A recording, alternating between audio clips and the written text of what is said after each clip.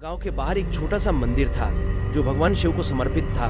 यह मंदिर सदियों पुराना था और गांव वालों का मानना था कि यहाँ महादेव स्वयं विराजमान हैं। मंदिर के पास एक विशाल बरगद का पेड़ था जिसकी छाया में बैठकर गांव वाले अपनी थकान मिटाते थे। इसी गांव में एक किसान रहता था जिसका नाम था रामलाल। रामलाल गरीब था लेकिन उसके हृदय में भगवान शिव के प्रति अटूट श्रद्धा थी। वह रोज सुबह मंदिर जाता और महादेव के चरणों में फूल चढ़ाता।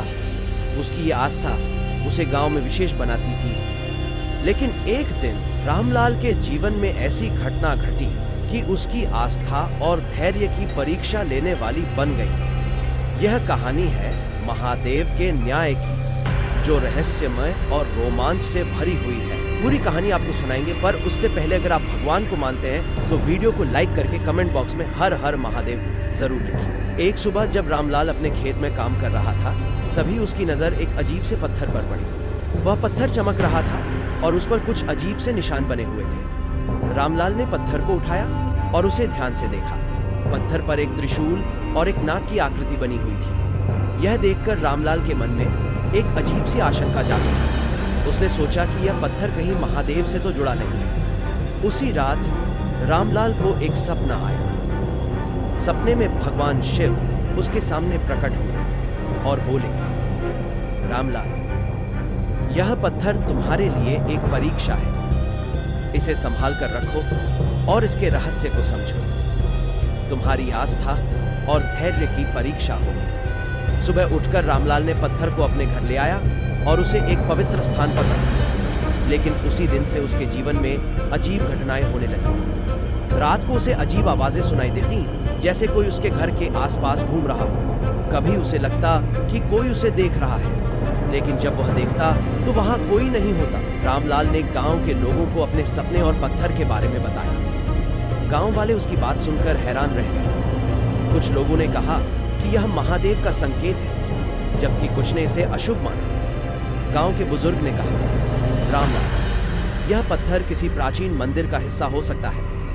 तुम्हें इसे वापस उसी जगह रख देना चाहिए। लेकिन रामलाल ने ऐसा नहीं किया। उसने सोचा कि यह पत्थर उसकी आस्था की परीक्षा है और उसे इसके रहस्य को समझना होगा। उसने पत्थर को मंदिर में रखने का फैसला किया। लेकिन जैसे ही उसने पत्थर को मंदिर में रखा, वहां एक अजीब सी घटना घटी। मंदिर के अंदर से एक तेज रोशनी निकली और पूरा मंदिर कांप उठा। गांव वाले डर गए और वहां से भागने लगे। रामलाल अकेला मंदिर में खड़ा था। उसने देखा कि मंदिर के अंदर से एक आकृति प्रकट हो रही है। वह आकृति भगवान शिव की थी। महादेव ने रामलाल से कहा, रामलाल, तुमने मेरी परीक्षा पास कर ली है। यह पत्थर एक प्राचीन मंदिर का हिस्सा है जो किसी समय यहाँ स्थित था। इस पत्थर में मेरी शक्ति समाई हुई है। तुम्हें इस पत्थर को सुरक्षित रखना होगा और इसके रहस्य को गांव वालों से छुपाना होगा। कुछ दिनों बाद गांव में एक अजीब सी घटना घटी। गांव के एक धनी व्यक्ति जिसका नाम था दीनानाथ ने रामलाल के खेत पर दावा कर दिया। दीनानाथ ने कहा कि यह खेत उसके पूर्वजों का है और रामलाल ने इसे गलत तरीके से हड़प लिया। गांव वाले इस बात से हैरान थे क्योंकि वे जानते थे कि यह खेत रामलाल के पिता ने खरीदा था। रामलाल ने दीनानाथ से कहा वह इस मामले को पंचायत में ले जाएगा। लेकिन दीनानाथ ने पंचायत को धमकी दी और कहा कि अगर उसके पक्ष में फैसला नहीं हुआ तो वह गांव को तबाह कर देगा। गांव वाले डर गए और उन्होंने रामलाल को समझाया कि वह दीनानाथ के सामने झुक जाए। लेकिन रामलाल ने ऐसा नहीं किया। उसने महादेव से प्रार्थना की और पत्थर को मंदिर में रख दिया। उसी रात गांव में एक भयानक तूफान आया। तूफान के बीच दीनानाथ का घर जलकर राख हो गया। दीनानाथ और उसके परिवार को कुछ नहीं हुआ, लेकिन उन्हें एहसास हुआ कि यह महादेव का न्याय है। अगले दिन दीनानाथ ने रामलाल से माफी मांगी और कहा कि वह अपना दावा वापस लेता है। गांव वाले हैरान थे कि कैसे रातों रात दीनानाथ का दिल बदल गया। लेकिन रामलाल जानता था कि यह महादेव की कृपा थी।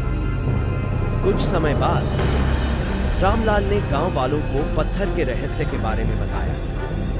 उसने कहा कि यह पत्थर महादेव की शक्ति का प्रतीक है और इसे सुरक्षित रखना चाहिए। गांव वालों ने मिलकर एक नया मंदिर बनाने का फैसला किया जहां इस पत्थर को स्थापित किया जाएगा। मंदिर बनने के बाद गांव में शांति और समृद्धि आ गई। रामलाल की आस्था और धैर्य ने सभी को प्रेरित किया। गांव वालों का मानना था कि महादेव उनके साथ हैं और वे कभी भी उन्हें न्याय से वंचित नहीं रखेंगे। ये कहानी आपको क्या सिखाती है कमेंट में जरूर बताएं और इसी तरह की कहानियां सुनने के लिए चैनल को सब्सक्राइब करके बेल आइकन दबा लीजिए। धन्यवाद।